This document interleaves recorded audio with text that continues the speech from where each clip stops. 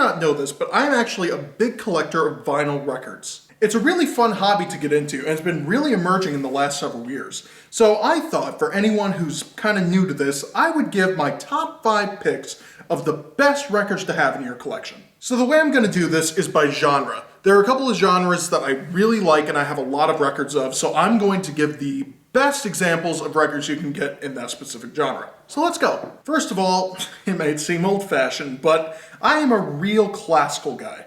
So my pick for a classical album would be the 1812 Overture by Tchaikovsky. Now, the 1812 Overture by Tchaikovsky is something that you've all heard before, I know. But it's really a classic. Like, you can't go without listening to the 1812 Overture at least once. I mean, they have those cannons and all the church bells. It has this real bombastic sound to it that just gives off the vibe of a real revolution. And that's really what it was written for. It was written for the French Revolution. So I have to say that the 1812 Overture is definitely my pick for the classical record, just because of not only how good it is, but because of its historical significance. And now from classical, something older, something a little quieter, we go to something more contemporary, something newer, and definitely louder.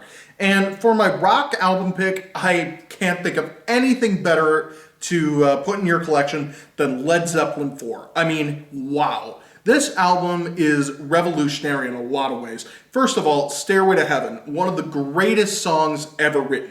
And honestly, on this album, my one criticism with it is that I really wish Stairway to Heaven was the final song on the album, because I think it encompasses a lot of that. But also on this album, you know, there's When the Levee Breaks, Rock and Roll, Black Dog. I mean, these songs are amazing, and they're some of the best that Led Zeppelin ever put out.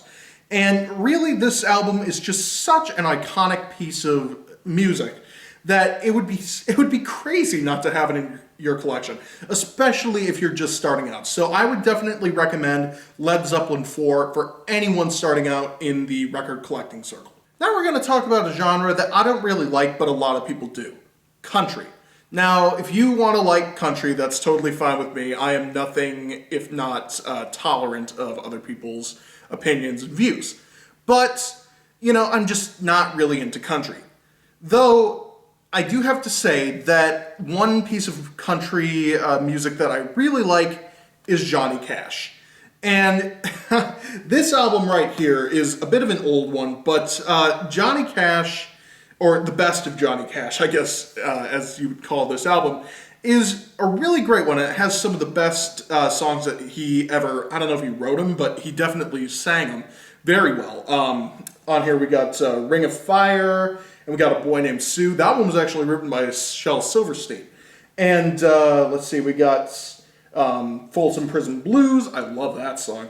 And, you know, we just got all the classics on here. Don't Take Your Guns to Town. That's a really great one as well. So, yeah, I would definitely recommend the best of Johnny Cash to start your country collection if you're more of an old-fashioned country fan like I am. I would also substitute in Hank Williams here, but I couldn't find my Hank Williams album. So I'm going with Johnny Cash for now. Now for one of my favorite genres, jazz. And for jazz, I have chosen an album that doesn't really get talked about that much, but I think it's very, very good and very, very sad. It's Frank Sinatra's When No One Cares. And this is, to me at least, one of the first real concept albums. Every single song on this album is very somber, very melancholic, and really sad, to be completely honest with you.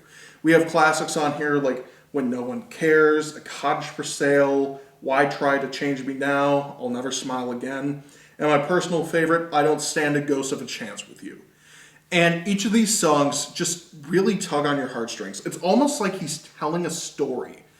Like, he's telling this story of a very harsh breakup on him. And throughout the record, it just gets sadder and sadder. Now, I'm not sure how difficult this record is to find, because it's, as you can see, this is an older copy.